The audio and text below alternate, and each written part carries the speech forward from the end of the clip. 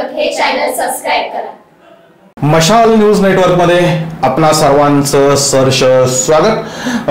प्रेक्षको, निवडणुकीची रणधुमाळी सुरू झालेली आहे। सर्वांचं लक्ष या निवडणुकीमध्ये नेमकं काय होतं याकडे लागलेलं आणि त्याच वेळेस भिवंडी आणि पालघर ह्या दोन्ही लोकसभा मतदारसंघाची वार्तापत्र आम्ही सातत्याने आपल्याला दाखवत आहोत आणि ती वार्तापत्र खूप चांगल्या पद्धतीने तुम्ही बघताय, तुम्हाला ती आवडतात, तुमच्या प्रतिक्रिया मोठ्या प्रमाणावर येतात आणि ज्या पद्धतीने व्ह्यूज मिळत आहेत, ज्या पद्धतीने लाईक केले जातात, त्याच्यामुळे असं लक्षात येते की आम्ही जे विश्लेषण करतो ते तुम्हाला काही प्रमाणात पटतं। म्हणजे 100% तुम्हाला ते पटेल अशातला भाग नाही, कारण आम्ही जर काँग्रेसची वस्तुस्थिती सांगितली तर भाजपला राग येतो आणि भाजपची जर वस्तुस्थिती सांगितली तर काँग्रेसला राग येतो। म्हणजे प्रत्येकाची अपेक्षा ज्या राजकीय पक्षांच्या कार्यकर्त्यांची असते की आमच्याबद्दल चांगलं बोलावं किंवा आम्ही जिंकणार असं सांगावं, तर ते काही शक्य होत नाही।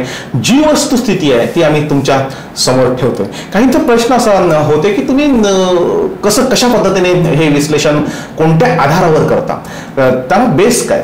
मी त्यांना मुद्दाम सांगेन की मी गेली 30 वर्ष या भागातून पत्रकारिता करतो। म्हणजे मी वाडा या शहरामध्ये स्थानिक आहे, म्हणजे गेली 30 वर्ष मी या वाडा शहरामध्ये राहतो। या शहरामधून 25 वर्षापूर्वी मी शब्द मशाल या नावाचं एक वृत्तपत्र सुरू केले। त्याला आता 8 मेला तब्बल 25 वर्ष पूर्ण होतात। म्हणजे 25 वर्ष मी पत्रकारिता ही जगलोय। मी पत्रकारिता ही सलग 25 वर्ष पेपरचे असेल किंवा त्याच्या आधी 5 वर्ष असेल, असे 30 वर्ष पत्रकारिता ही मी सलग केले आणि प्रचंड अभ्यास करून काही विश्लेषण आम्ही तुमच्या समोर मांडतोय। माझ्याकडे अनेक फाईल आहेत। म्हणजे माझ्या ऑफिसला जर भेट दिली, आमच्या स्टुडिओमध्ये जर तुम्ही आलात तर सर्व प्रकारची कागदपत्र, म्हणजे प्रत्येक बातमीला जो आधार लागतो तो आधार आमच्याकडे असतो। म्हणजे माझी 25 वर्षामध्ये कधीही बातमी चुकीची झालेली नाही, की मला खुलासा करण्याची वेळ आलेली नाही किंवा मला माफी मागण्याची वेळ आलेली नाही। मी जे छापेन किंवा जे मी बोलेन ते बऱ्याच प्रमाणात, बऱ्याच अंशी हे खरंच असतं किंवा सत्यावर आधारितच असतं। आम्हाला जे पेपर मिळतात त्या पेपर्सवरच ते आधारित विश्लेषण आम्ही करतो, त्याच पद्धतीने बातम्या छापतो। त्याच्यामुळे त्याला खूप मोठा आधार असतो आणि निवडणुकीच्या काळामध्ये हे जी विश्लेषण आम्ही करतो तर या विश्लेषणांची सुरुवात म्हणजे खरं तर सर्वेची सुरुवात आम्ही 1.5 वर्ष आधीपासून केली होती।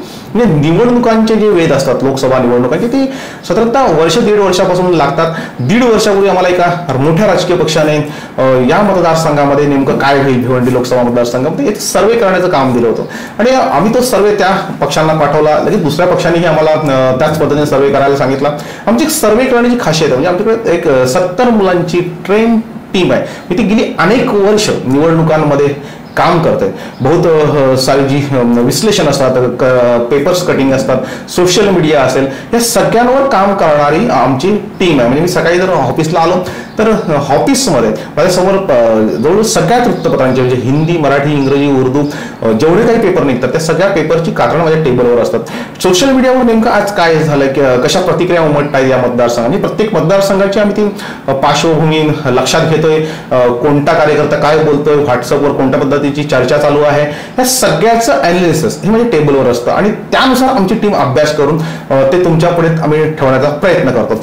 सर्वे कसा करता हा एक प्रश्न होता। तर सर्वे बाबतीत मी सगळ्याच गोष्टी सांगणार नाही, कारण हे एकमेव चॅनल आहे की ग्रामीण भागातलं की त्याला ठाणा, मुंबई, दिल्लीवरनं सर्वेची कामं येतात आमच्याकडे। म्हणजे ते फक्त निवडणुकीचेच सर्वे करा असं नाही, तर इतरही आमच्याकडे कामं येतात। ते एक निवडणुकीत एक साधं छोटे उदाहरण देतो। म्हणजे सगळं जर मी सांगायला गेलो तर ते बरोबर होणार नाही किंवा तशाच अनेक मीडिया हाऊसेस त्या पद्धतीने काम करतात। ते प्रत्येकाची एक वेगळी स्पेशालिटी असते, प्रत्येकाची काम करण्याची एक वेगळी पद्धत असते आणि ती जी पद्धत असते ती सहसा ओपन होत नाही। तरी एका प्रेक्षकांनी प्रश्न विचारला की हे सर्वे कसे केले जातात। आम्ही मशाल न्यूज नेटवर्कच्या माध्यमातून जे सर्वे आम्ही यावेळेस केले, 1.5 वर्षापासून मशाल वृत्तपत्राच्या माध्यमातून आम्ही जे सर्वे केले, ते सर्वे करताना आम्ही निवडणुकीची जी लिस्ट असते, म्हणजे बूथची संख्या, एकूण कोणत्या मतदारसंघामध्ये, म्हणजे एका लोकसभेमध्ये 6 विधानसभा मतदारसंघ आहेत, 6 विधानसभा मतदारसंघापैकी एका विधानसभेचा आम्ही फोकस करतो, एका विधानसभेला, आणि त्या एका विधानसभेमध्ये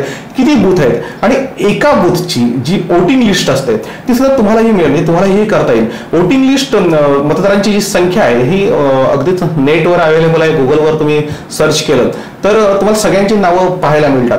आम्ही काय करतो की ती लिस्ट आमच्याकडे जी असते मतदार यादी त्याच्यामध्ये पहिला आकडा आम्ही 9 घेतो, नंतर 24 घेतो, नंतर 91 घेतो, नंतर 310 घेतो. म्हणजे असं रॅन्डमली जो आकडा मनात येईल. आमचे 6 मुलं आम्ही आकडे काढतो. तू एक आकडा लिहायचा, तू एक आकडा लिहायचा, असे आकडे आम्ही काढतो. म्हणजे साधारणतः 100 आकडे आम्ही एका बूथवरचे काढतो. म्हणजे एका बूथवर 1000 ते 1500 मतदान असतं, त्यामध्ये 100 आकडे आम्ही बाहेर काढतो आणि ते 100 लोकांना आमची मुलं जाऊन भेटतात. त्यांच्यावर एक जबाबदारी दिलेली असते. म्हणजे ह्या तालुक्यातला मुलगा त्या तालुक्यात, त्या तालुक्यातला मुलगा त्या तालुक्यात, किंवा जो पार्सलिटी करणार नाही अशा मुलांवरती जबाबदारी सोपवली जाते. आणि ही जी सगळी मुलं आहेत ही प्रोफेशनली काम करणारी असतात. गेली अनेक वर्ष ती माझ्यासोबत आहेत, ती काम करतायत. त्याच्यामुळे त्यांना नेमकं काय करायचं हे माहिती असतं.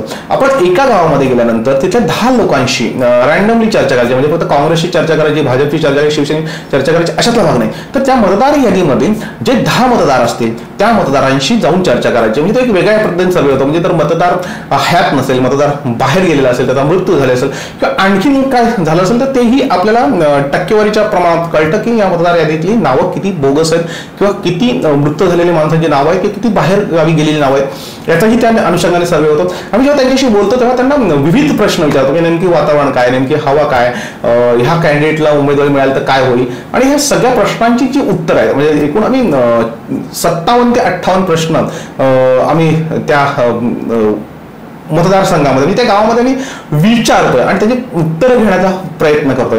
अशा प्रकारे जे आमच्याकडे रिझल्ट येत आहेत ते रिझल्ट आल्यानंतर पुन्हा त्याचं अॅनालिसिस एक दुसरी टीम करते आणि शेवटच्या टप्प्यामध्ये मी स्वतः त्याच्या यादीवर नजर टाकतो. आणि तिथे मला वाटतं की इथे चुकीचं झालंय किंवा इथे आपल्याला अधिक मेहनत करण्याची गरज आहे, चुकीचे रिपोर्ट येत आहेत किंवा काही लोकांशी बोलणं गरजेचं आहे. त्यावेळेस आम्ही तिथले पोलीस पाटील असतील, तिथले सरपंच असतील, काही कार्यकर्ते असतील. आता गेली मी 30 वर्ष पत्रकारिता करतोय, त्यामुळे या मतदारसंघातील गाव न गाव माहिती आहे, कार्यकर्ता माहिती आहे. त्यामुळे कोणालाही आपण जर फोन केला आणि आमची जी विश्वासार्हता आहे मशालची ती अशा पद्धतीची सहसा आमच्याशी कोण खोटं बोलणार आहे, खरी माहिती देण्याचा प्रयत्न हे सातत्याने हे कार्यकर्ते करतायत. त्यामध्ये कुठे भेग असलं तर आपल्याला ते लक्षात येतं की नेमकं हा कार्यकर्ता का बोलतोय किंवा कशासाठी बोलतोय. तर ह्या उमेदवारावर राग असेल किंवा यांचे आर्थिक हितसंबंध जोपासले असतील, कुठल्या तरी कामांवर यांची भांडणं झाली असतील, वाद झाले असतील, पक्षातून याला काढलं असेल आणि त्याची जी भूमिका असते किंवा त्याची ताकद किती आहे, त्या मतदारसंघामध्ये त्या पॉकेटमध्ये तो जो बोलतोय विरोधात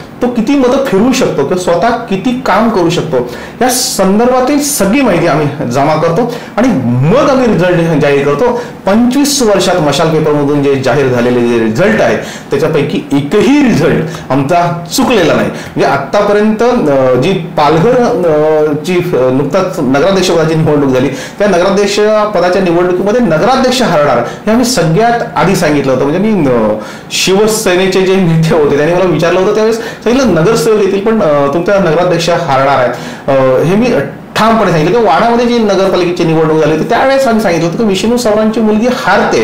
हे विष्णू सवरांनाही सांगितलं होतं, विष्णू सवरांच्या मुलीला सांगितलं होतं, सगळ्यांना सांगितलं होतं. ही 2 ताजी उदाहरणं आहेत. पण मात्र जेवढ्या निवडणुका झाल्या तेवढ्या निवडणुकांमध्ये आम्ही केलेले सर्वे हे कुठेही खोटे ठरले नाही. फक्त सर्वे करण्याची जी पद्धत आहे, आम्ही जी फिरतोय गावागावात जाऊन आमची मुलं फिरतायत, मी स्वतः आढावा घेतोय. म्हणजे तुम्ही मला बघत असाल की पूर्ण मतदारसंघामध्ये मी कुठे ना कुठे तुम्हाला दिसेल कोणत्याही पक्षाच्या बरोबर बोलताना दिसेल, कार्यकर्त्यांच्या बरोबर दिसेल, अनेक कार्यकर्त्यांच्या आम्ही प्रतिक्रिया घेतोय आणि बऱ्याच अंशी कळतंय. म्हणजे मी या मतदारसंघातील काही लोकांच्या प्रतिक्रिया आम्ही घेण्याचा प्रयत्न केला त्यावेळेस काही लोकांनी यायला नकार दिला, काही लोकांनी बोलायला नकार दिला.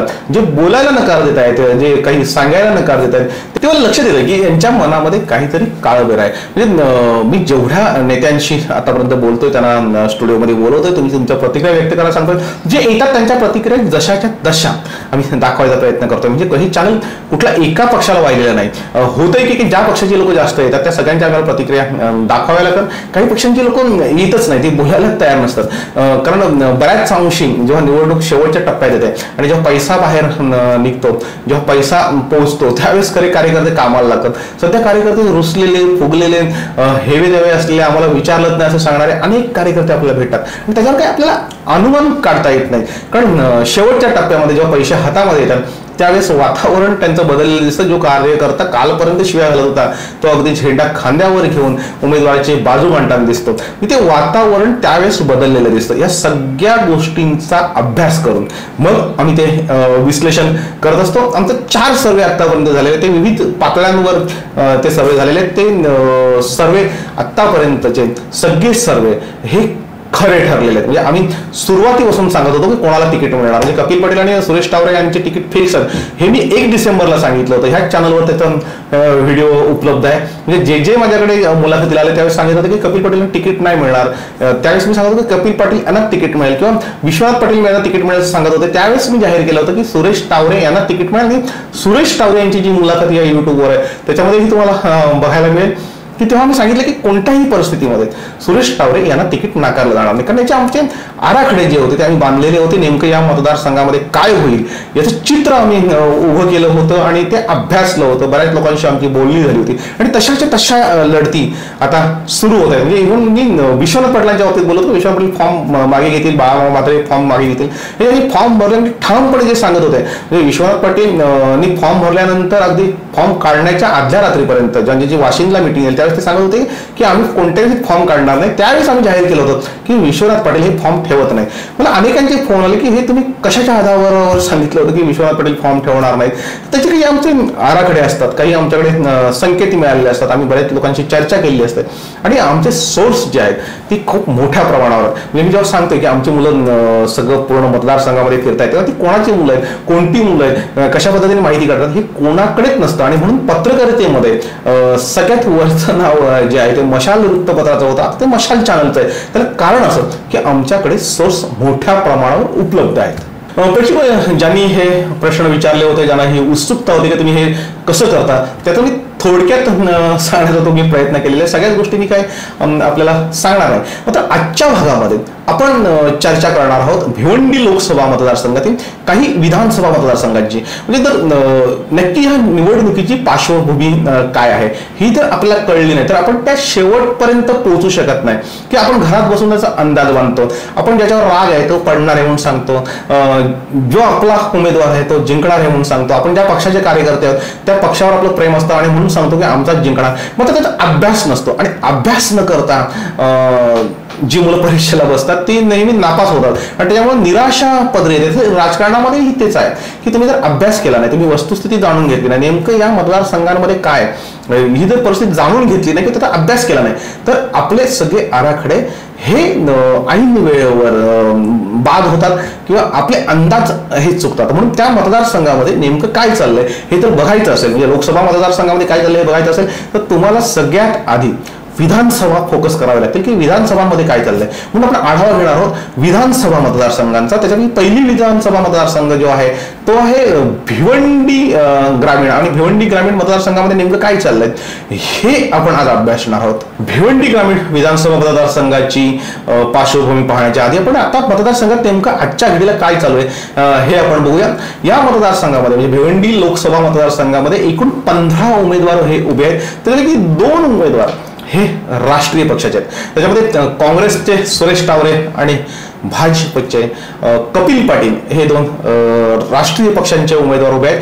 तर आपण 6 उमेदवार जे आहेत ते राज्य पातळीवरचे जे पक्ष आहेत त्या पक्षांमधील उमेदवार आहेत. त्याच्यापैकी 2 उमेदवार साधारणतः आपल्याला बऱ्यापैकी ह्या 6 उमेदवारांपैकी 2 उमेदवारांवर आपल्याला लक्ष केंद्रित करता येईल किंवा ते लक्षवेधी त्यांच्या लढती होती. त्याच्यामध्ये वंचित बहुजन आघाडीचे डॉक्टर अरुण सावंत खरं तर हे प्रत्यक्ष रिंगणामध्ये आहेत. म्हणजे जी लढत दुरंगी होणार असं सांगत होतं ती लढत तिरंगी होताना दिसते आणि तिरंगी लढतीमध्ये डॉक्टर अरुण सावंत आहेत. वंचित बहुजन आघाडी बऱ्यापैकी आता रिंगणामध्ये उतरलेली आहे. प्रकाश आंबेडकर यांच्या सभा होत आहेत. असुद्दीन ओवैसी जे MIM चे प्रमुख आहेत तेही सभा घेत आहेत. त्याच्यामुळे वातावरण काहीसं बदललेलं दिसतं.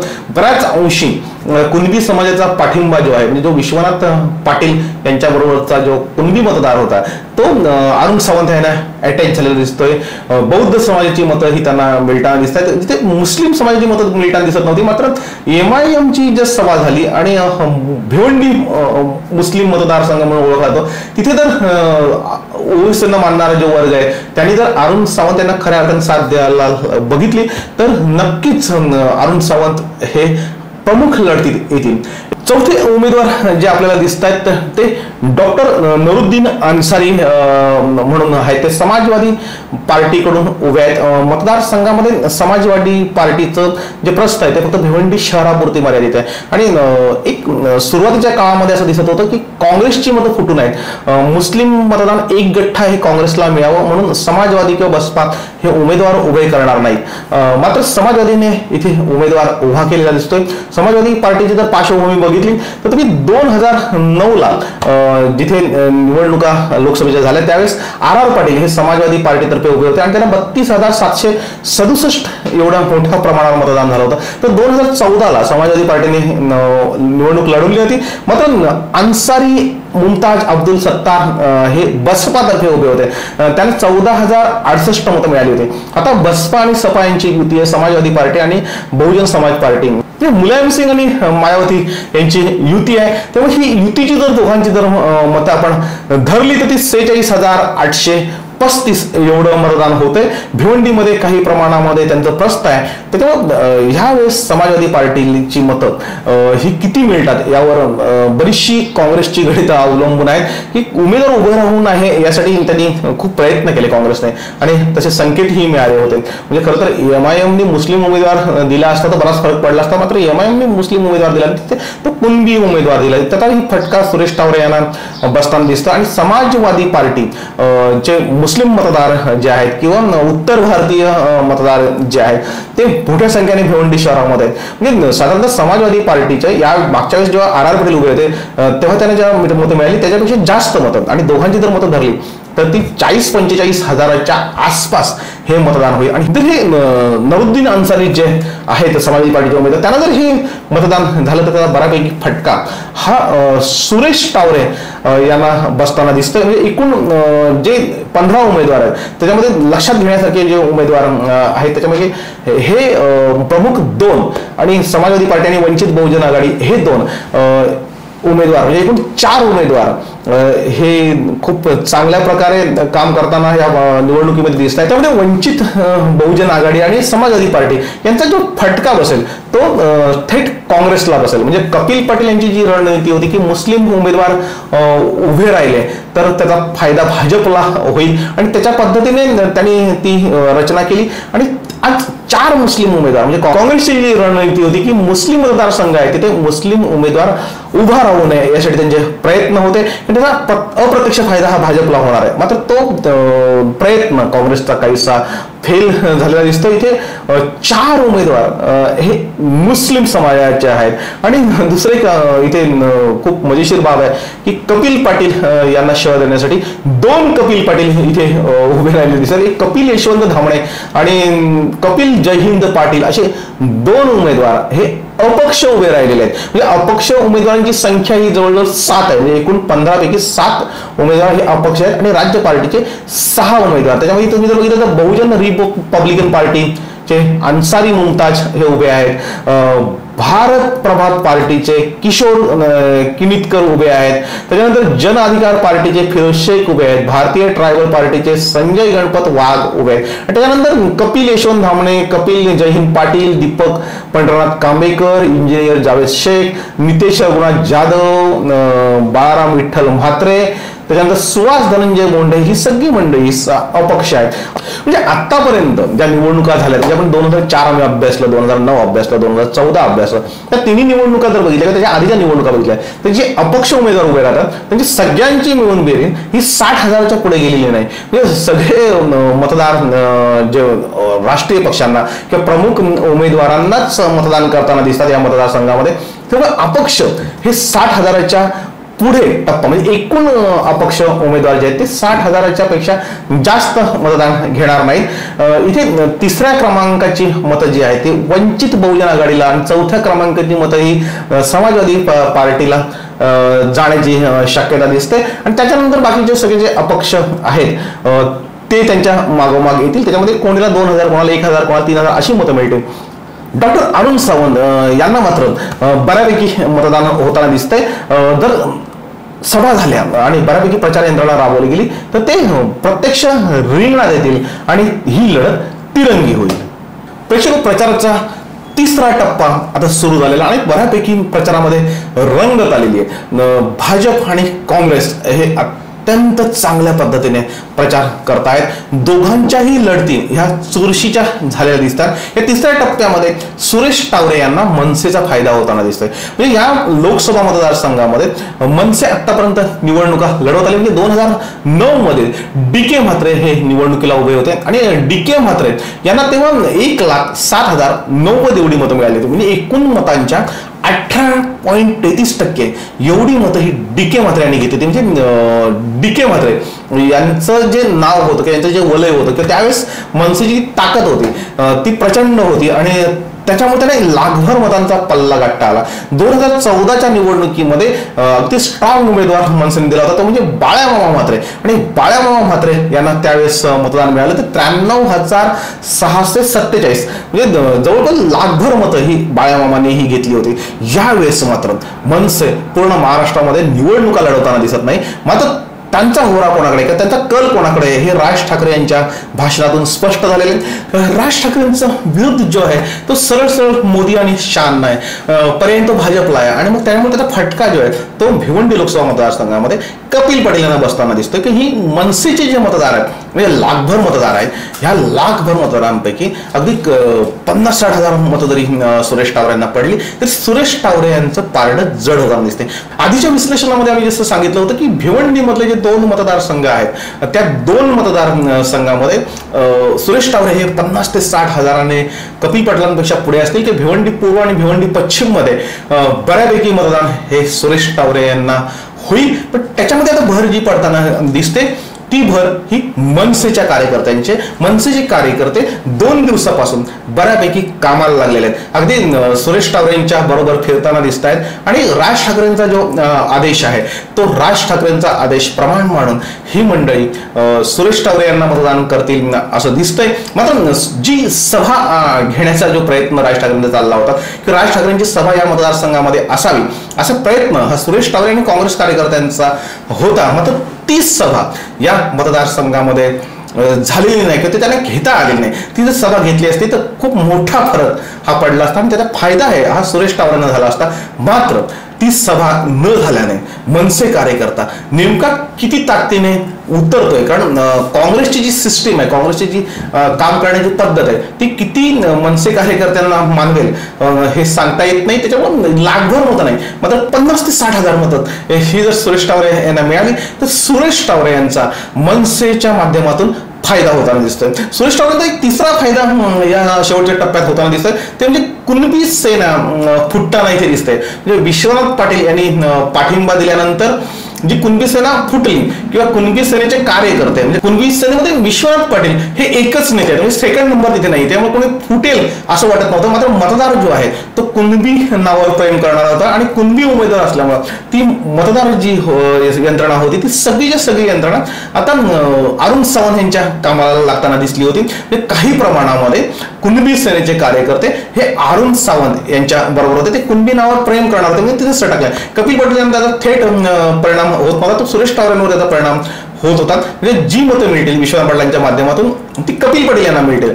मात्र जो फुटलेला मतदार जो आहे की विश्वनाथ पाटलांचे आदेश न मानणारा मतदार जो आहे तो सुरेश टावरेंच्या ऐवजी अरुण सावंत यांच्याकडे जाताना दिसला होता. मात्र शेवटच्या टप्प्यामध्ये जेव्हा ह्या सभा सुरू होतील त्यावेळेस तुम्हाला एक वेगळं चित्र पाहायला मिळेल. मी आताच ब्रेकिंग न्यूज देतोय की कुणबी सेनेमध्ये ज्या पद्धतीने ज्या वेळेस शरद पवारांच्या बरोबर विश्वनाथ पाटील गेले उद्धव ठाकरे यांच्या बरोबर गेले म्हणजे शिवसेनेबरोबर गेले त्यावेळेस एक चर्चा होती की कुणबी विकास आर्थिक महामंडळ जे आहे ते मिळणार आहे, ते नेमकं द्यायचं कोणाला, हा मोठा प्रश्न कुणबी समाजाच्या नेत्यांपुढे आला आणि त्यामध्ये फाटाफूट झाली. म्हणजे कुणबी सेना ही उभी फुटली. तुम्ही याच चॅनलच्या व्हिडिओमध्ये व्हीजी पाटील यांची एक मुलाखत, म्हणजे कुणबी समाजाचे नेते किंवा कुणबी सेनेचे फाउंडर मेंबर व्हीजी पाटील आहेत, त्यांची मुलाखत आम्ही घेतली होती. त्यावेळी त्यांनी सांगितलं होतं की कुणबी सेनेची फुटीला जे कारण झालं ते म्हणजे ते आर्थिक विकास महामंडळ ते कबूल केल्यानंतर नेत्यांच्या उड्या त्यामध्ये पडतात आणि विश्वनाथ पाटलांची इच्छा असते की ते महामंडळ किंवा जे काही मिळेल ते फक्त मलाच मिळालं पाहिजे. त्याच्यामध्ये त्यांनी सेकंड नंबर कुणबी सेनेमध्ये ठेवला. म्हणजे विश्वनाथ पाटलांनंतर चर्चा करायची ती कोणाशी करायची हा मोठा प्रश्न सगळ्या नेत्यांसमोर होता. त्यामुळे एकमेव नेते हे विश्वनाथ पाटील आहेत. त्यामुळे विश्वनाथ पाटीलचे सगळे रस्ते साफ होते, सेकंड नंबर नव्हता. मात्र विश्वनाथ पाटीलच्या घरामध्येच महाभारत घडलं. त्यांनी सक्का होता की जो कुणबी सेनेचा कणा होता. कुणबी सेनेमध्ये सगळ्या ज्या आघाड्या होत्या त्या आघाड्यांवर तो लढताना दिसत होता. विश्वनाथ पाटलांची चांगली मॅनेजमेंट तो करताना दिसत होता. त्याचं नाव आहे पराग पष्टे. खरं तर हा विश्वनाथ पाटलांचा सख्खा भाचा. म्हणजे आतापर्यंत कुणबी सेनेच्या स्थापनेपासून आतापर्यंत म्हणजे मुख्यमंत्र्यांची भेट होईपर्यंत पराग पष्टे ह्या सगळ्या आघाड्यांवर अगदी चांगल्या ताकदीने लढत होते, विश्वनाथ पाटलांच्या सोबतीने होते. मात्र ज्यावेळेस मुख्यमंत्र्यांनी आश्वासनं दिली किंवा ज्या पद्धतीने कपिल पाटील यांच्याशी काही व्यवहार झाले किंवा कपिल पाटील यांच्याशी पासून काही शब्द मिळाले, हे सगळे शब्द किंवा ह्या सगळ्या ज्या गोष्टी आहेत या सगळ्या बाहेर आल्यानंतर कुणबी सेनेतील काही कार्यकर्त्यांमध्ये मोठी खळबळ माजली आणि त्याच्यामध्ये पहिला फटका म्हणजे पहिली विकेट पडली ती पराग पष्टे यांची. पराग पष्टे हे विश्वनाथ पाटील यांच्यापासून बाजूला झालेले दिसतात. म्हणजे विश्वनाथ पाटील यांनी राजीनामा दिल्यानंतर आजही पराग पष्टे यांनी काँग्रेसचा राजीनामा दिलेला नव्हता. आता तर ते चक्क काँग्रेसच्या पोस्टरवर काँग्रेसच्या बॅनरवर झळकताना दिसतात आणि ते जे नेते मानतायत ते नाना पाटोळे यांना ते आपला नेता मानतायत, जे भाजपचे खासदार होते आणि जे काँग्रेसमध्ये गेले. नाना पाटोळे यांनी पराग पष्टे यांना अगदी मोठं पद दिलं होतं, शेतकऱ्यांचं नेतृत्व त्यांच्या हातामध्ये दिलं होतं. त्यामुळे ते मला कुणबी सेनेतून काहीच मिळालं नाही. मात्र नाना पाटोळे यांना मी विसरू शकणार नाही. त्यांनी माझ्यावर मोठी जबाबदारी टाकलेली आहे आणि तर मी तिकडे बाहेर जर गेलो तर मला काहीच मिळणार नाही, त्याच्याशिवाय मी काँग्रेसमध्ये राहतो अशी काही त्यांची भूमिका असावी. म्हणजे आम्ही जेव्हा त्यांच्याशी बोलण्याचा प्रयत्न केला तेव्हा त्यांनी काही स्पष्ट सांगितलं नाही. मात्र त्यांनी एवढं सांगितलं की मी काँग्रेसचा राजीनामा दिलेला नाही आणि मी काँग्रेसच्या बरोबर आहे. काँग्रेसची जी सभा होणार आहे, जे नाना पाटोळे येणार त्या सभेला मी जाणार आहे, उपस्थित राहणार आणि माझी ती जबाबदारी आहे. बाकी त्यांनी काही बोलण्याला नकार दिला. मात्र या पराग पष्टे सख्खा भाचा जेव्हा फुटतोय किंवा सख्खा भाचा जेव्हा काँग्रेसमध्ये राहतो तेव्हा कुणबी सेनेमध्ये काहीतरी गडबड काहीतरी धुसफूस सुरू आहे हे स्पष्ट दिसतंय. आणि त्याचा जो फायदा आहे तो चक्क काँग्रेस उठवताना दिसतोय. म्हणजे कुणबी सेनेचे सेनाप्रमुख विश्वनाथ पाटील वर्सेस पराग पष्टे अशी एक चित्र त्यांनी रंगवलं आणि पराग पष्टे आमच्या बरोबर. त्यामुळे खालची फैल जी आहे कार्यकर्त्यांची ती काँग्रेस बरोबर आहे असं एक चित्र रंगवलं जाते. मात्र काँग्रेस चे म्हणजे पराग पष्टे वाडा तालुक्यातले तर वाडा तालुक्यामध्ये काँग्रेसचे तालुका अध्यक्ष होते प्रफुल्ल पाटील यांची चक्क हकालपट्टी झालेली आहे. कारण ते विश्वनाथ पाटलांच्या बरोबर होते किंवा विश्वनाथ पाटलांच्या बरोबर होते, राजीनामा दिला नव्हता किंवा ज्या घडामोडी घडल्या त्याच्यामधून जे पत्र बाहेर आलं अगदीच काँग्रेसचे जे सचिव आहेत सेक्रेटरी आहेत गणेश पाटील यांनी एक पत्र प्रसिद्धीला दिलं. त्याच्यात सांगितलं की प्रफुल्ल पाटील यांची आम्ही हकालपट्टी केली, त्यामुळे काँग्रेसला वाडा तालुक्यामध्ये अध्यक्ष नाहीये आणि त्याच्यामुळे पराग पष्टे यांच्यावर या तालुक्याची धुरा ते देताना दिसत आहेत आणि त्याचा फायदा म्हणजे मतांमध्ये किती फायदा होईल माहित नाही. मात्र प्रचारासाठी किंवा चर्चेसाठी काँग्रेसला एक चांगलं माध्यम मिळालेलं आहे. काँग्रेसकडे पराग पष्टे गेल्यानंतर विश्वनाथ पाटील यांच्यावर भाजपाच्या नजरा आहेत त्या रोखल्या गेलेल्या आहेत. आधीच विश्वनाथ पाटील यांच्या भूमिकेकडे नेहमी संशयाने बघितलं जातं. त्यामुळे यावेळेस त्यांनी नक्की आपला भाचा काँग्रेसमध्ये ठेवून ते स्वतः बीजेपीकडे आलेत आणि काहीतरी वेगळं राजकारण खेळतायत का असे प्रश्न विचारले गेले. मात्र पराग पष्टे यांना काँग्रेसमध्ये ठेवून विश्वनाथ पाटील राजकारण खेळतील अशातला काही भाग नाही. त्याच्यामुळे संशयाने बघण्यासारखी परिस्थिती नाही. कारण विश्वनाथ पाटील यांनी सेकंड नंबर कुणबी समाजामध्ये किंवा कुणबी सेनेमध्ये होऊच दिला नाही. आपणच नेते आहोत आणि आपण एकमेव नेते आहोत, जे काही बोलायचं ते माझ्याशीच बोला अशीच त्यांची भूमिका होती. त्याच्यामुळे सेकंड नंबर काही पराग पष्टे होऊ शकणार नाहीत. मात्र संशयाला बऱ्यापैकी जागा मिळाली आणि त्याच्यामुळे या निवडणुकीमध्ये जे बूथ आहेत जे कुणबी सेनेची पॉकेट आहेत त्याच्यावर भाजपने लक्ष केंद्रित केलं की नक्की ही मतं विश्वनाथ पाटील कोणाकडे वळवत आहेत किंवा पराग पष्टे नक्की धक्का किती देत आहेत किंवा अरुण सावंत यांची मतं किती वाढत आहेत, काँग्रेसकडे ही मतं किती जात आहेत आणि कपिल पाटील यांना किती मतं मिळत आहेत. त्याच्यामुळे विश्वनाथ पाटील आता सध्या फोकसमध्ये आहेत, ते चर्चेमध्ये आहेत आणि त्यांच्यावर सगळ्यांच्या नजरा रोखलेल्या आहेत. मात्र विश्वनाथ पाटील हे प्रामाणिकपणे कपिल पाटील यांचं काम करताना दिसत आहेत. त्यांच्या खांद्याला खांदा लावून निवडणुकीमध्ये प्रचार करताना दिसत आहेत, भाषणं करताना दिसत आहेत. त्यांच्यावर कितीही टीका होत असली किंवा कितीही खालच्या पातळीवर त्यांच्यावर सोशल मीडियावरून बोललं जात असलं तर ते सगळं विसरून ते समाजाला समजवण्याचा प्रयत्न करतात. त्यांचं जे पत्रक त्यांनी काढलं त्या पत्रकामध्ये त्यांनी मी का गेलो हे समजावून त्यांनी सांगितलेलं आहे. मात्र ते लोक स्वीकारायला तयार नाही. कारण विश्वनाथ पाटील जेव्हा काँग्रेसमध्ये गेले त्यावेळेसही तेव्हा पृथ्वीराज चव्हाण जे मुख्यमंत्री होते त्यांनी ह्याच सगळ्या मागण्या मान्य केल्या होत्या आणि त्यांना सगळं आश्वासन दिली होती, त्यांना सगळी पदं दिली होती. मात्र ज्या मागण्या केल्या होत्या त्या मागण्या तशाच्या तशा राहिलेल्या. आता दुसरा प्रश्न विचारला जातोय, जर ह्या जर कुणबी समाजाच्या मागण्या आहेत ह्या जर भाजपचे नेते किंवा भाजपचे मुख्यमंत्री सोडवणार असतील तर भाजपची मंडळी नेमकी या मतदारसंघात करते काय? त्यांनी काही प्रश्न सोडवले नाही. त्यामुळे विश्वनाथ पाटलांची मनस्थिती ही द्विधा मनस्थिती झालेली आहे आणि पराग पोस्टेंनी दिलेला झटका हा जोर का झटका धीरे से लगे अशी काहीतरी विश्वनाथ पाटलांची परिस्थिती दिसते. मात्र त्याचा फायदा जो होताना दिसतोय तो सुरेश टावरे यांना. प्रेक्षक आपण पार्श्वभूमीवर चर्चा केली की नक्की या विधानसभा मतदारसंघामध्ये काय चाललंय. आता आपण बघूया भिवंडी ग्रामीण विधानसभा जो मतदारसंघ आहे तेव्हा नेमका काय घडामोडी घडताय, तिथे नेमके काय चाललंय हे आपण समजून घेणार आहोत आणि तिथली जी आकडेवारी आहे, जिथली वास्तविकता आहे ती आपण पाहणार आहोत. भिवंडी ग्रामीण हा मतदारसंघ हा शिवसेनेचा खरं तर बालेकिल्ला आहे. म्हणजे ह्या मतदारसंघामध्ये भाजपचा जोर खूप कमी होता, भाजप कुठेही नव्हती.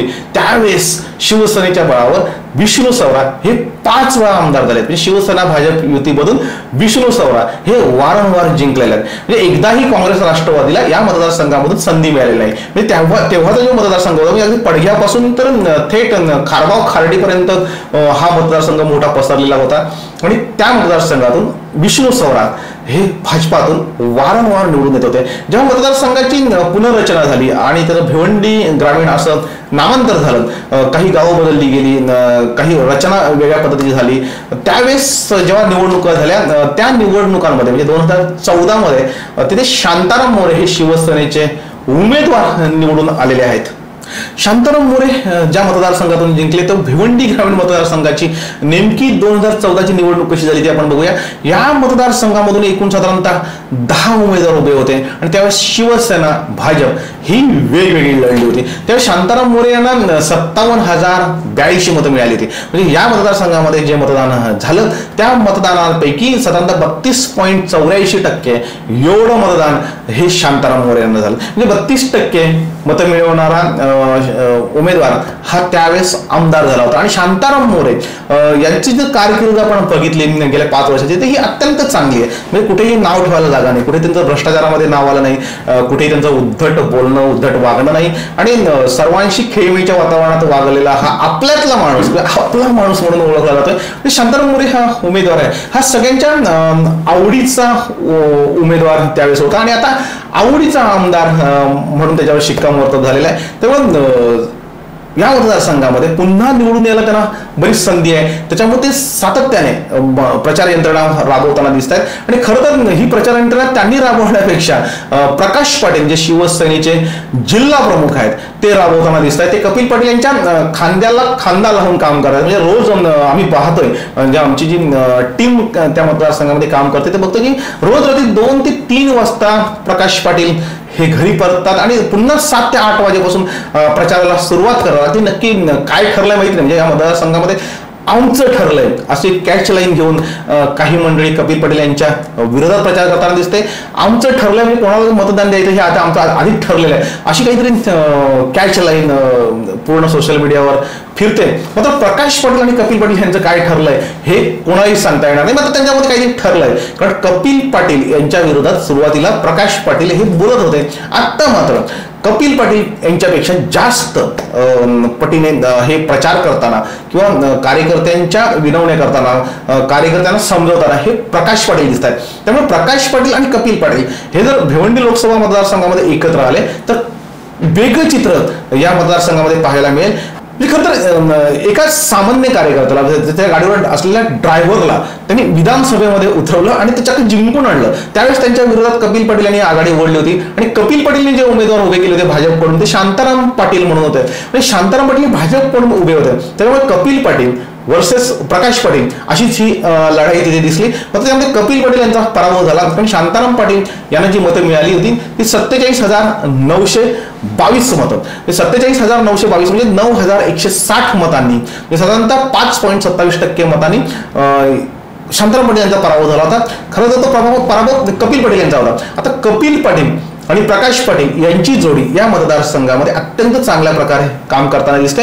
ही माणसं दोन जर एकत्र झाली तर या मतदारसंघामध्ये काँग्रेस राष्ट्रवादीचा अगदी थांगपत्ताही दिसणार नाही. आगामी काळामध्ये ज्या विधानसभा असतील, तुमच्या स्थानिक स्वराज्य संस्थांच्या निवडणुका असतील, या निवडणुकांमध्ये सातत्याने भाजप आणि शिवसेना यांच्यात लढती झाल्या आहेत किंवा शिवसेनेला कपिल पाटील यांना रोखताना इतर पक्षांशी आघाडी करावी लागलेली आहे. मात्र यावेळेस कपिल पाटील आणि प्रकाश पाटील ह्या दोन शक्ती जर एकत्र आल्या तर या मतदारसंघातलं चित्र वेगळं दिसेल. आताच्या लोकसभा मतदारसंघामध्ये ते चित्र दिसतंय. म्हणजे जर आपण आता विधानसभेची जर पार्श्वभूमी बघितली त्यावेळेस शांताराम मोरे हा एक सामान्य कार्यकर्ता प्रकाश पाटील यांनी स्वतःच्या बळावर, शिवसैनिकांच्या ताकदीवर आणि पदाधिकाऱ्यांच्या मेहनतीवर 9,160 मतांनी निवडून आणला होता. आता भाजप आणि सेना एकत्र आहे आणि भाजप आणि सेना एकत्र या दोघांची जर मतांची बेरीज घेतली म्हणजे शांताराम मोरे यांची 57,082 मतं आणि शांताराम पाटील यांची 47,922 मतं ही जर दोन्ही एकत्र केली तर 1,05,004 म्हणजे 1,00,000पेक्षा जास्त मतदान ह्या दोघांचं होतं. म्हणजे आता कपिल पाटील आणि प्रकाश पाटील हे एकत्र आहे म्हणून दोघांची मतं किंवा भाजप आणि सेना एकत्र आहे म्हणून दोघांची मतं ही आपल्याला मोजावी लागतील. ती झालीत 1,05,000 मतं. आणि त्याच्यानंतर इथे मनसे जो फॅक्टर होता म्हणजे मनसेचे कार्यकर्ते हे बऱ्यापैकी काम करताना दिसत आहेत. भिवंडी ग्रामीणमध्ये म्हणजे मदन पाटील असतील, विकास जाधव असतील किंवा आणखीन कोणती मंडळी जी कार्यकर्ते, प्रमुख कार्यकर्ते म्हणजे वाड्यातली काही कांती ठाकरे, देवेंद्र भानुशाली वगैरे अशी ही जी मंडळी काम करताना दिसत आहेत ही त्यावेळेसही त्यांच्याबरोबर काम करताना दिसत होती. तर विधानसभा निवडणुका त्यांनी लढवल्या त्यावेळेस दशरथ पाटील हे मनसेचे कार्यकर्ते त्यावेळेस तिथे उभे होते निवडणुकीला. म्हणजे शांताराम पाटलांचे सख्खे भाऊ दशरथ पाटील म्हणजे खरं तर शांताराम पाटील हे त्यावेळेस 9,160 मतांनी हारलेत आणि दशरथ पाटील यांना मात्र 25,580 मतं मिळालेत. म्हणजे जी फाटाफूट झाली दोघा भावांमध्ये विभागणी मतांची झाली त्याच्यामध्ये शांताराम पाटील यांना फटका बसला आणि तसाच फटका आता बसेल अशी शक्यता काही दिसत नाही. कारण दशरथ पाटील हे भाजपमध्ये प्रवेश करून मोकळे झालेले आहेत. ते कपिल पाटील यांचे खंदे समर्थक आहेत. कपिल पाटीलांसाठी ते चांगल्या प्रकारे प्रयत्न करतात. मात्र मनसेची जी मतं ती दशरथ पाटील यांची मतं अशी मोजता येणार नाही. ती मनसेचीच होती. 25,580 मतं ही त्यावेळेस मनसेला मिळाली होती. म्हणजे भिवंडी ग्रामीणमध्ये मनसेची मतं ही जर आपण पकडली तर 25,000पेक्षा जास्त मतं ही मनसेची आहेत आणि ही मनसेची मतं आज सुरेश टावरे यांच्या बरोबर आहेत. म्हणजे जर आपण काँग्रेस राष्ट्रवादी बरोबर मनसे पकडूया तसं पाहता स्वतः दशरथ पाटील हे कॅपेबल उमेदवार आहेत किंवा लोकप्रिय युवा नेते तिथले आहेत. त्याच्यामुळे त्यांचीही काही हक्काची मतं 5-10 हजार असतील. मात्र ती मतं आता त्यांना आपल्याला विश्लेषण करताना मोजता येणार नाही. ती मनसेची मतं म्हणूनच मोजावी लागतील आणि मनसेची मतं जी होती ती 25,580 मतं. म्हणजे ही मतं आपल्याला आता कॅल्क्युलेशन करताना जशी आपण शिवसेना भाजपची एकत्र मोजतोय तशी काँग्रेस राष्ट्रवादी आणि मनसेची मतं आपल्याला मोजावी लागतील. आपण त्या आकडेवारीवर नजर टाकूया. त्यावेळेस राष्ट्रवादी काँग्रेसचे महादेव घाटाळ जे जिल्हा परिषद सदस्य होते ते निवडणुकीला उभे होते आणि त्यांना 23,417 म्हणजे 4थ्या क्रमांकाची मतं मिळाली होती. म्हणजे 3ऱ्या क्रमांकावर कायम मनसे हा पक्ष राहिलेला आहे. म्हणजे तो लोकसभा निवडणुकीत असेल किंवा विधानसभा निवडणुकीत असेल तो 3 नंबरला पक्ष राहिलेला होता. म्हणजे राष्ट्रवादीपेक्षा त्यांना मतं जास्त होती. महादेव घाटाळ यांना 23,417 म्हणजे 13% मतं ही मिळाली होती. त्यानंतर सचिन शिंगणा जे आहेत ते काँग्रेसकडून उभे होते आणि काँग्रेसची हालत या मतदारसंघात सुरुवातीपासून वाईट आहे. त्याच्यामुळे त्यांना मतं जी मिळाली होती ती 10,923. म्हणजे शिंगणांचे जे माजी खासदार होते दामोदर शिंगणा त्यांचे ते पुत्र सचिन शिंगणा हे त्यांचे पुत्र. मात्र त्यांना मिळालेली मतं आहे ती 10,923. म्हणजे ही 10,923 मतं सचिन शिंगणांची आणि महादेव घाटाळांची 23,413 ही यांची मतांची एकूण बेरीज होते ती 34,336. 34,336 या दोन्ही उमेदवारांची मतं म्हणजे काँग्रेस आणि राष्ट्रवादीच्या मतांची बेरीज 34,336 होते आणि एकट्या शांताराम मोरेंना मतं मिळाली होती ती 57,082. तेव्हा खूप मोठा फरक इथे आहे. हा शिवसेनेचा बालेकिल्ला होता, हा शिवसेनेचा बालेकिल्ला राहील आणि त्याला भाजपाची साथ मिळाली तर हा एक मजबूत गड हा शिवसेनेचा पुढच्या काळामध्ये तुम्हाला दिसेल. आपण काँग्रेस राष्ट्रवादीच्या बरोबर आता मनसेची जी 25,580 ती मतं धरूया. त्या मतांची बेरीज होते 59,916 म्हणजे साधारणतः 60,000 मतं.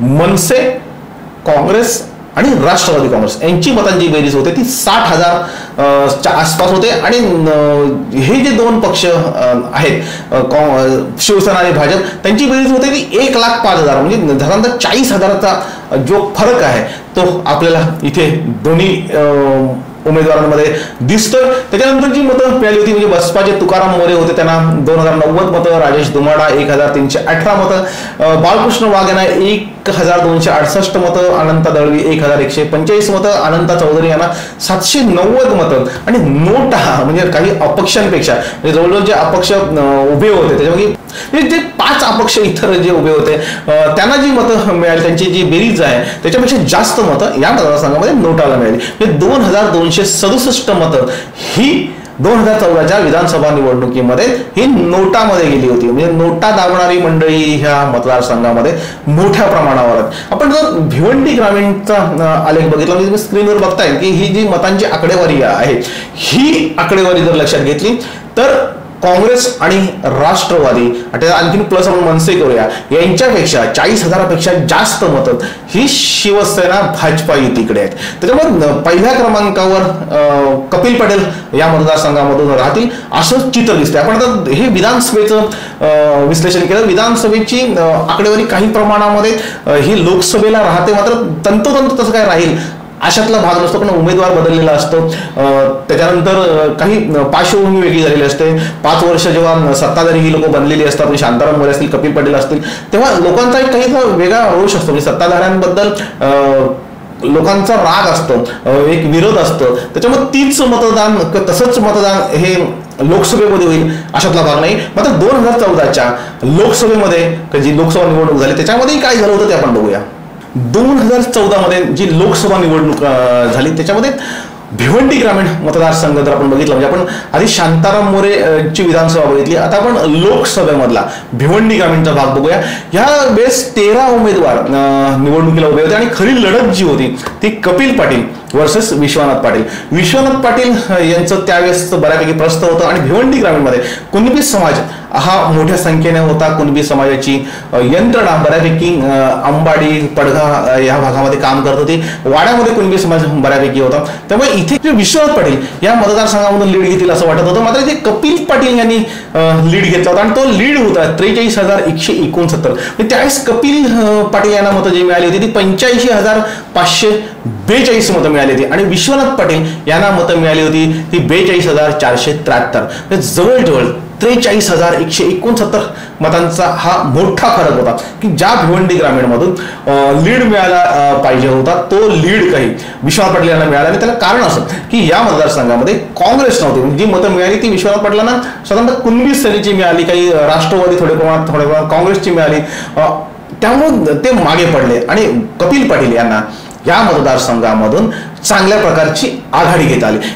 आता कपिल पाटील यांना ती लीड वाढताना दिसेल कारण जे विश्वनाथ पाटील विरोधात लढत होते ते आज कपिल पाटील यांच्या बरोबर आणि या मतदारसंघामध्ये भिवंडी ग्रामीणमध्ये बऱ्यापैकी प्रस्थ हे विश्वनाथ पाटील यांचं आहे. विश्वनाथ पाटलांचे जे 62 पोलिंग आहेत म्हणजे 62 बूथवर नेमकं विश्वनाथ पाटील काय करतात याच्यावर भाजप कार्यकर्त्यांचं लक्ष लागलेलं आहे आणि सगळ्या बूथची नोंदणी झालेली आहे. नक्की कोणत्या बूथवर विश्वनाथ पाटील काय करणार आहेत याचा आराखडे बांधले जातात आणि त्यामध्ये 62 बूथ हे त्यांनी गृहीत धरले. त्या 62 बूथ जे कुणबी सेनेचे पॉकेट समजले जातात, कुणबी सेनेचे कार्यकर्ते तिथे आहेत, प्रमुख कार्यकर्ते त्या गावांमध्ये त्या गावांमधून कपिल पाटील यांना लीड देण्याचा प्रयत्न हे विश्वनाथ पाटील करणार आहेत. कारण विश्वनाथ पाटील यांच्याकडे शहापूर विधानसभा आणि भिवंडी ग्रामीण हे दोनच मतदारसंघ आहेत त्यामुळे त्यांना दोन्ही मतदारसंघामध्ये लीड देणं गरजेचं आहे. त्याच्यावर त्यांचं पुढील भवितव्य अवलंबून आहे. त्याच्यामध्ये ह्या मतदारसंघामध्ये स्वतः प्रचार करताना दिसत आहेत. म्हणजे विश्वनाथ पाटील आणि त्यांचे कार्यकर्ते अंबाडी परिसर, पडगाव परिसर किंवा वाड्यातला काही भाग हा पिंजून काढताना दिसत आहे. त्याच्यामुळे त्याचा फायदा हा कपिल पाटील यांना होताना दिसतोय. आता आपण बघूया मनसेची परिस्थिती काय होती. सुरेश गोपीनाथ म्हात्रे हे जेव्हा ते लढत होते तेव्हा त्यांना 27,330 मतं मिळाली होती. म्हणजे काही प्रमाणात ती मतं वाढली होती. म्हणजे दशरथ पाटील विधानसभेला जेव्हा उभे होते तेव्हा 25,580 मतं होती. मात्र सुरेश म्हात्रे यांना 27,330 म्हणजे 2,000 मतं त्यांना वाढलेली दिसली. आपण जर दोन्ही निवडणुका बघितल्या तर ह्या दोन्ही निवडणुकांमध्ये मनसेची मतं ही स्टेबल राहिलेली दिसतात. म्हणजे 25,000 ते 27,000 मध्ये आता त्यांचा उमेदवार नाही, म्हणजे इंजिन ही निशाणी नाही. त्याच्यामुळे ह्या मतदारसंघामधली जी 15,000 ते 16,000 मतं ही जी आम्ही गृहीत धरलेली आहेत या मतदारसंघातली ती सुरेश टावरे यांच्याबरोबर जातील. म्हणजे 15,000 ते 16,000 मतं ही कपिल पाटील यांची कमी होताना दिसतात. मात्र विश्वनाथ पाटलांमुळे तीच मतं वाढताना दिसतात. म्हणजे मनसेचा फारसा फरक कपिल पाटील यांना या मतदारसंघामध्ये पडणार नाही. कपिल पाटील यांच्या बरोबर जसे यावेळेस 15 उमेदवार उभे आहेत, एकूण 15, त्यावेळेस जवळजवळ 13 उमेदवार हे उभे होते. मात्र 13 उमेदवारांपैकी कोणालाही मतं 1,000-1,500च्या वर मिळायला दिसत नाही. त्यामुळे त्यांची काही दखल घेणं फारसं गरजेचं नाही. नोटामध्ये मात्र 1,728 मतं, म्हणजे विधानसभेपेक्षा लोकसभेला ही मतं कमी होताना दिसतात. म्हणजे विधानसभेला जी 2,267 मतं नोटाची होती ती यावेळेस वाढताना आपल्याला दिसते. म्हणजे आमच्या अंदाजाप्रमाणे हाही उमेदवार नको, तोही उमेदवार नको अशी सांगणारी मंडळी आम्हाला बरीचशी भेटली. आणि त्या मंडळींची आम्ही तर नोंदणी केली. म्हणजे आमच्या जवळ आलेली मंडळी किंवा आमच्याशी प्रतिक्रिया दिलेली जी मंडळी होती ती साधारणतः 1,200 ते 1,300 दरम्यान होती. ज्यांना आम्ही भेटू शकलो नाही ती तेवढीच मंडळी असते असं धरून चालू. म्हणजे साधारणतः नोटामध्ये 2,500 ते 3,000च्या दरम्यान नोटा जाईल आणि अपक्षांची मतं मात्र तेवढी जाणार नाहीत अशी परिस्थिती या मतदारसंघामध्ये पाहायला मिळेल. म्हणजे लोकसभेची निवडणूक जर आपण बघितली तर त्याच्यामध्ये कपिल पाटील हे खूप पुढे गेलेले दिसतात. विधानसभेमध्येही शांताराम मोरे हे खूप पुढे गेलेले दिसतात. म्हणजे हा खरं तर शिवसेनेचा बालेकिल्ला आणि आता शिवसेना भाजपा युती झाल्याने हा बालेकिल्ला शाबूत ठेवण्याचा प्रयत्न हे शिवसैनिक प्रामाणिकपणे करतील.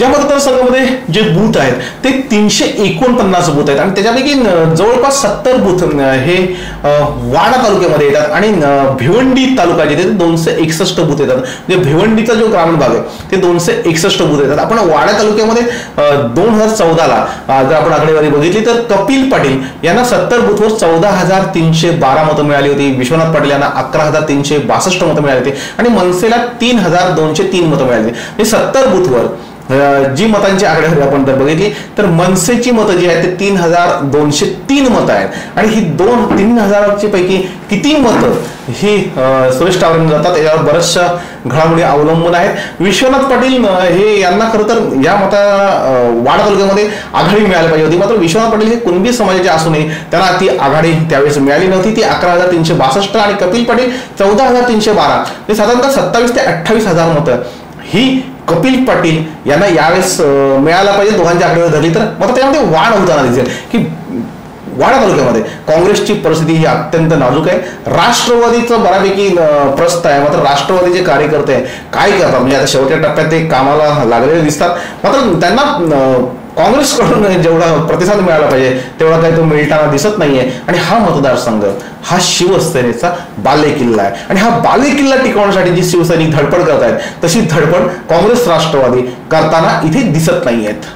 शिवसेनेचे जसे कार्यकर्ते धडपड करताना दिसत आहेत तसाच इथला एक मेन फॅक्टर जो आहे तो श्रमजीवी संघटनेचा ते विवेक पंडित आहेत. यांचं बऱ्यापैकी प्रस्त या मतदारसंघामध्ये भिवंडी ग्रामीण असेल, वाडा तालुका असेल या मतदारसंघामध्ये श्रमजीवी ही अत्यंत चांगल्या प्रकारे काम करणारी संघटना आहे आणि ही आता कपिल पाटील यांच्या बरोबर आहे. त्यामुळे कपिल पाटील यांच्या मतदानामध्ये श्रमजीवी संघटना वाढ करताना दिसेल. त्यामुळे देवा ग्रुप हा या मतदारसंघामध्ये हा जो देवा ग्रुप आहे हाही बऱ्यापैकी कपिल पाटील यांना मतदान करू शकतो. असे अनेक छोटे मोठे फॅक्टर हे कपिल पाटील यांनी ताब्यात घेतले आहेत. म्हणजे आपण जर एकूणच या आकड्यावारीवर जर टाकले तर ते कपिल पाटील पुढे जाताना दिसतात. आता आपण बघूया स्थानिक स्वराज्य संस्थांमध्ये या पक्षांची काय परिस्थिती आहे. जिल्हा परिषद आणि पंचायत समिती किंवा नगरसेवक हा जो फॅक्टर असतो हा खूप मोठ्या प्रमाणावर काम करताना दिसतो.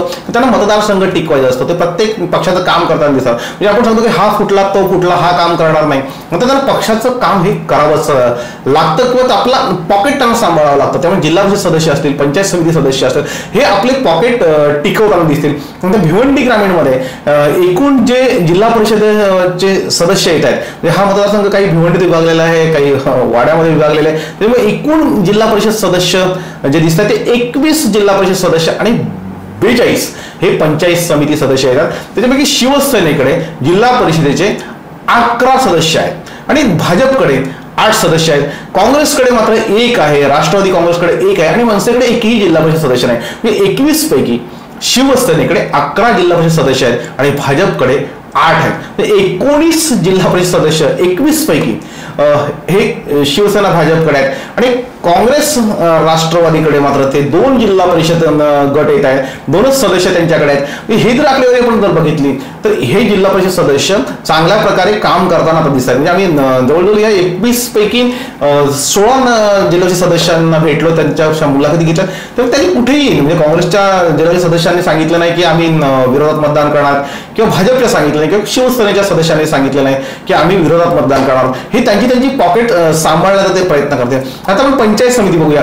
म्हणजे पंचायत समितीमध्ये एकूण 42 सदस्य आहेत. या 42 सदस्यांपैकी शिवसेनेमध्ये 19 आहेत आणि भाजपमध्ये पण 19 आहेत. म्हणजे दोन्ही बरोबर आहेत. म्हणजे 38 जे सदस्य आहेत पंचायत समितीचे, त्या 38 सदस्य म्हणजे 42 पैकी चक्क 38 सदस्य म्हणजे फक्त 4 सदस्य वेगवेगळ्या पक्षांकडे आहेत. त्यापैकी काँग्रेसकडे 2 आहेत, राष्ट्रवादीकडे 1 आहे आणि मनसेकडे 1 आहे. म्हणजे हे 4 सदस्यांच्या बळावर हे निवडणूक लढवत आहेत आणि इथे 38 पंचायत समितीचे सदस्य दिसतात.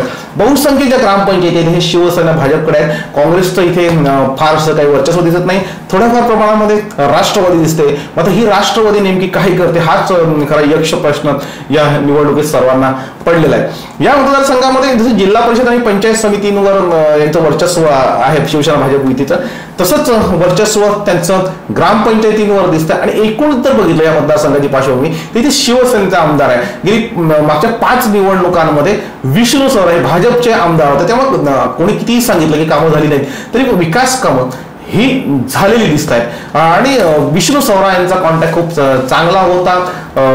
मोरेंचा कॉन्टॅक्ट ही संपर्क लोकांची चांगला आहे. आणि कपिल पाटील यांचं थोडंफार जरी दुर्लक्ष झालेलं असलं तरी त्यांनी या मतदारसंघावर बऱ्यापैकी विकास निधी खर्च केलेला दिसतो. म्हणजे त्यांचा जो अहवाल आम्ही बघितला त्या अहवालामध्ये भिवंडी ग्रामीण आणि वाडा तालुका याच्यामध्ये थोडंसं दुर्लक्ष झालेलं असलं तरी बऱ्यापैकी खर्च झालेला आहे. आणि आगामी काळामध्ये ज्या निवडणुका येणार आहेत त्या जर जिंकायच्या असतील तर यांना आता पुढच्या 6-6 महिन्यामध्ये हा विकास करावा लागेल. त्या दृष्टीने त्यांचे प्रयत्न सुरू होतील. मात्र कपिल पाटील यांचं या मतदारसंघाकडे भिवंडी ग्रामीणकडे तसं दुर्लक्ष होतं, कारण भाजप आणि सेना यांच्यातून ते विस्तव जात नव्हतं. आणि त्यामुळे कपिल पाटील यांनी कदाचित या मतदारसंघाकडे दुर्लक्ष केलं असेल. पण कपिल पाटील जरी दुर्लक्ष केलं असेल तरी शांताराम मोरेचं या मतदारसंघामध्ये मात्र दुर्लक्ष नव्हतं. कपिल पाटील यांचं दुर्लक्ष थोडीफार नाराजी आहे, मात्र ती कपिल पाटील नाराजी असेल, मात्र ती शिवसेनेवर नाराजी नाही आहे. कारण शिवसैनिक या मतदारसंघातला हा बलाढ्य आहे, हा कर्तबगार आहे आणि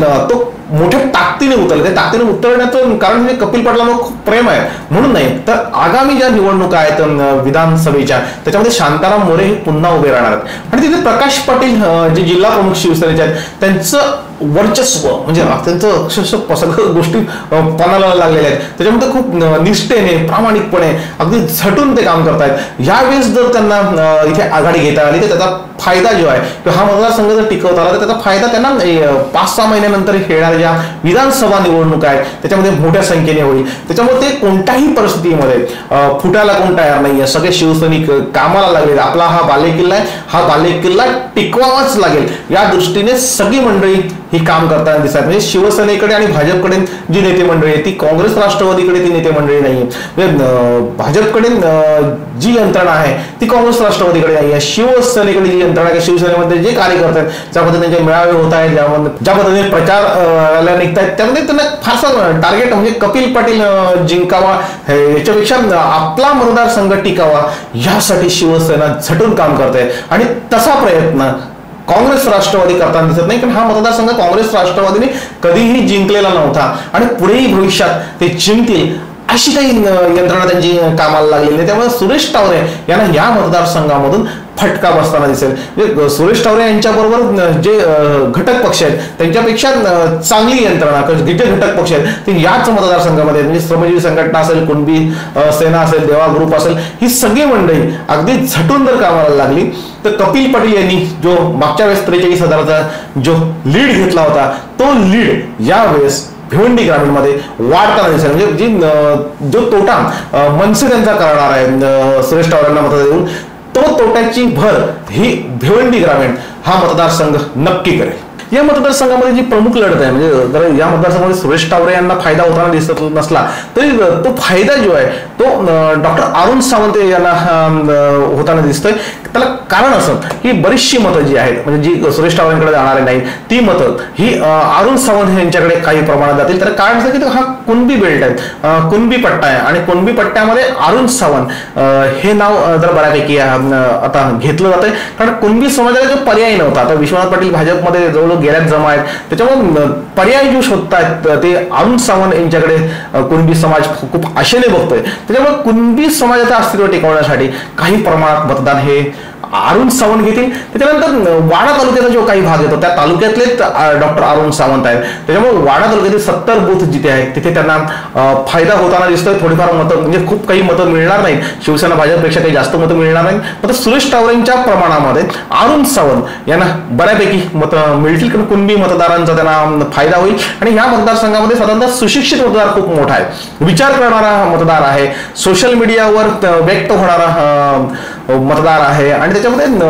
जो कुंपणावरचा मतदार आहे, म्हणजे आम्हाला कोणाशीच गरज लागत नाही, म्हणजे मला कपिल पाटीलची गरज लागत नाही, मला सुरेश टावरेंची गरज लागत नाही. मी सकाळी उठल्यानंतर माझ्या कामाला जातो आणि मी कामावरून परत येतो.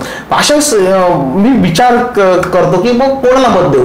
त्यावेळेस या दोन्ही उमेदवारांपेक्षा डॉक्टर अरुण सावंत हे उजवे उमेदवार त्या मतदाराला वाटतील. त्यामुळे हा कुंपणावरचा मतदार आहे, हा काही अंशी हा डॉक्टर अरुण सावंत यांच्याकडे दिसेल. म्हणजे मागच्या वेळेस जशी मनसे लढत होती तशी आता वंचित बहुजन आघाडी ही लढते. त्यामुळे त्यांनाही, म्हणजे जसे मनसेला जेवढी मतं मिळाली तेवढ्या प्रमाणात नाही, पण मात्र त्यांनाही मतं मिळतील आणि त्यांना सर्वपक्षीय मतं मिळतील. म्हणजे काही शिवसेनेवर नाराज असलेले असतील, काँग्रेसवर नाराज असलेले लोक असतील, किंवा ही सुशिक्षित मतदार समजला जातो जो कुंपणावरचा मतदार जो ऐन वेळेवर सगळं आपलं ठरवतो, किंवा हवा कोणाकडे आहे, किंवा आम्हाला मतच द्यायची नाही, जो मतदानाला जायला तयार नसतो असा जो मतदार जर तिथे मतदान केंद्रावर गेला तर तो मात्र डॉक्टर अरुण सावंत यांना मतदान करेल अशी परिस्थिती या मतदारसंघामध्ये आहे. या मतदारसंघामध्ये 2014ला 2,54,484 एवढे मतदार होते. आता मात्र त्याच्यामध्ये मतामध्ये वाढ होताना दिसते. 24,856 एवढ्या मतांची वाढ झालेली आहे आणि त्यामध्ये 2,79,340 एवढं मतदार आहेत या मतदारसंघामध्ये. त्याच्यापैकी माझ्या अंदाजाने, म्हणजे आमच्या मशाल न्यूज नेटवर्कने ज्या पद्धतीने सर्वे केलाय कोण मतदान जाईल कोण नाही, आकडेवारीमध्ये किती नावं बोगस आहेत, किती मयत आहेत, हे सगळ्याचा अभ्यास केल्यानंतर आपल्याला लक्षात येते की 57% आसपास हे मतदान जायला पाहिजे. उन्हाचा तडाखा आहे, बरीचशी नाराजी आहे आणि मतदारांनी मतदान केंद्रावर जावं अशी व्यवस्था जर राजकीय पक्षांनी केली नाही, म्हणजे खरं तर शिवसेना करू शकते. शिवसेनेकडे तेवढी यंत्रणा त्यांनी कामाला लावलेली आहे. भाजपकडे बूथवर उभे राहणारे कार्यकर्ते हे सगळे लावले तर 57% आसपास, म्हणजे आमचा लोकसभेचा जो अंदाज आहे तो साधारणतः 55 ते 60% दरम्यान मतदान होईल. मात्र इथे आम्ही ठामपणे सांगतो की 57% आसपास हे मतदान होईल आणि ते 57% जर मतदान झालं ते 1,59,223 एवढं मतदान होईल. म्हणजे साधारणतः 1,60,000 हे मतदान व्हायला पाहिजे. मागच्या वेळेस जे मतदान झालं होतं ते साधारणतः 66.23%, म्हणजे 1,73,758 एवढं मोठं मतदान झालं होतं. मात्र यावेळेस 66%वरून ते 57% आत्ता येताना दिसत आहे. म्हणजे शेवटच्या टप्प्यामध्ये, म्हणजे जेव्हा खरं माहोल तयार होईल, अजूनही या मतदारसंघामध्ये सभा मोठ्या झालेल्या नाहीत. भिवंडी ग्रामीणमध्ये कुठलीही मोठी सभा आतापर्यंत कुठल्याच राजकीय पक्षाची झालेली नाही. त्यामुळे जेव्हा वातावरण बदलेल त्यावेळेस जर मतदारांची संख्या जर वाढली किंवा मतदानाला जाणाऱ्या लोकांची तयारी झाली तर ते मतदान पुढे सरकताना दिसेल. म्हणजे आतापर्यंत आमच्या अंदाजाप्रमाणे ते 1,60,000 एवढं मतदान होईल. आणि त्या 1,60,000पैकी कोणत्या पक्षाला किती मतदान होईल हे जर मागचा जर आपण अंदाज बघला तर पहिल्या क्रमांकाला हे कपिल पाटील राहतील असं दिसतंय. दुसऱ्या क्रमांकावर हे सुरेश टावरेच राहणार. मात्र मतांचा जो फरक आहे तो मोठ्या प्रमाणावर असेल. मागच्या वेळेसचा विश्वनाथ पाटील आणि कपिल पाटील यांच्यामधला जो फरक होता किंवा शांताराम मोरे जे उभे होते तेव्हाचा आणि काँग्रेस राष्ट्रवादी यांच्या उमेदवारामधला जो फरक होता तो खूप मोठा होता आणि तसाच फरक आता या मतदारसंघामध्ये दिसेल.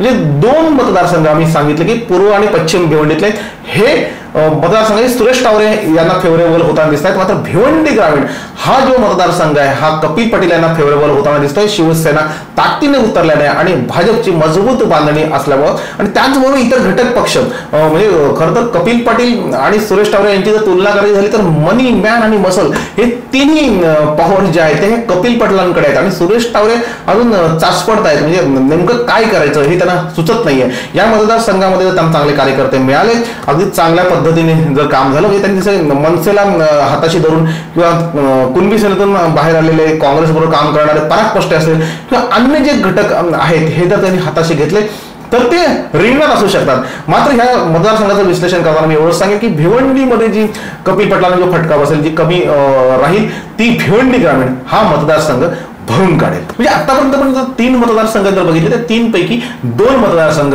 हे सुरेश टावरेंना फेवरेबल तर 1 मतदारसंघ हा मतदारसंघ जो आहे तो मतदारसंघ हा कपिल पाटील यांना फेवरेबल दिसतोय. आणि शिवसेनेचं जे आणि भाजपाचं जे मनोमिलन झालेलं आहे किंवा मनोमिलन करणं गरजेचं आहे कारण त्याला शिवसेनेला हा पुढचा मतदारसंघ लढवायचा आहे. आणि कपिल पाटील आणि प्रकाश पाटील यांच्यामध्ये जसं ठरलंय म्हणजे आपलं ठरलं की नेमकं काय ठरलं ते हे ठरलं असेल की विधानसभेला तुम्हाला मला मदत करावी लागेल माझा उमेदवार निवडून द्यावा लागेल. कारण प्रकाश पाटील यांची मोठी ऍसेट जी आहे ती म्हणजे शांताराम मोरे हे आमदार एक आमदार म्हणजे एक ड्रायव्हरला ते आमदार करू शकतात. ही त्यांची जी इमेज शिवसेनेमध्ये आहे ती त्यांना टिकवायची असेल तर हा मतदारसंघ त्यांना अगदी चांगल्या मतांच्या फरकाने तो त्यांना हातात ठेवावे लागेल आणि त्या दृष्टीने ते प्रयत्न करताना दिसत आहेत. 3 पैकी 2 मतदारसंघ हे सुरेश टावरेंकडे तर 1 मतदारसंघ हा कपिल पाटील यांच्याकडे आहे. म्हणजे जी भिवंडीतली जी तूट जी आहे ती कपिल पाटील इथे भरून काढताना दिसतात म्हणजे बरोबरी सामना लढताना दिसतोय. आता आपण पुढच्या ज्या भागामध्ये आहे ते मुरबाड विधानसभा असेल कल्याण पश्चिम असेल किंवा शहापूर विधानसभा असेल या 3 मतदारसंघांचा आढावा घेणार आणि या 3 मतदारसंघामध्ये नेमकं काय घडतंय काय घडणार आहे हे आम्ही तुमच्या समोर हे चित्र ठेवणार आहोत. तुम्हाला विनंती करावीशी वाटते की बऱ्याच प्रेक्षकांचं म्हणणं असतं की हा व्हिडिओ खूप मोठा होतोय लांब होतोय.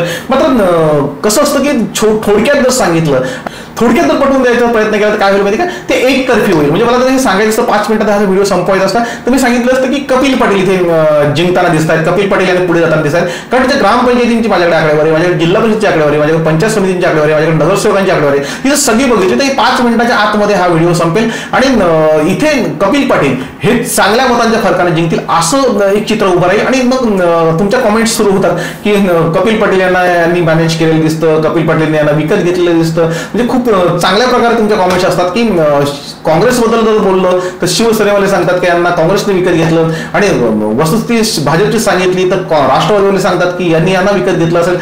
मित्रांनो मशाल चॅनल जे आहे हे अत्यंत प्रामाणिकपणे काम करताना दिसतंय. वस्तुस्थिती जी आहे ती आकडेवारी आहे ही मुद्दाम मी तुम्हाला दाखवतो आणि या मतदारसंघात नेमकं काय घडलंय हेही आम्ही सांगण्याचा प्रयत्न करतो. आता थोडक्यात जर सांगायला गेलो तर हे असं जे आरोप होते म्हणजे आतापर्यंत मशाल चॅनलवर किंवा मशाल पेपरवर कुठेही तो विकल्याचा किंवा मॅनेज झाल्याचा आरोप होताना दिसत नाही.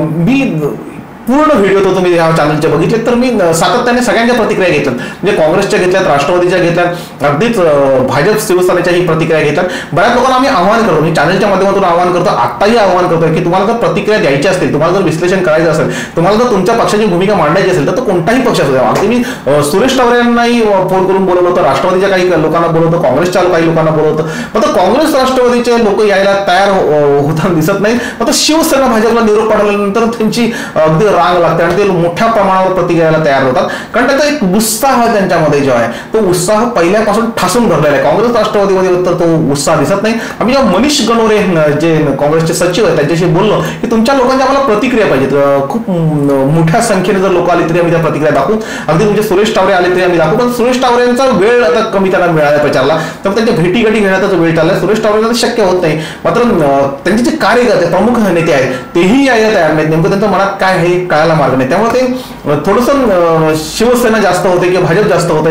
असं दिसू नये यासाठी आमचा प्रयत्न असतो.